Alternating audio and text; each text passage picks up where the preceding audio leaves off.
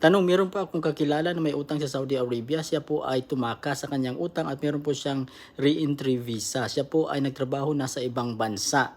Ngayon siya po ay hinhabol ng mga collection agencies. Legit po ba ito? Ano po ba ang pwedeng mangyari at ano po ba ang kanyang dapat gawin?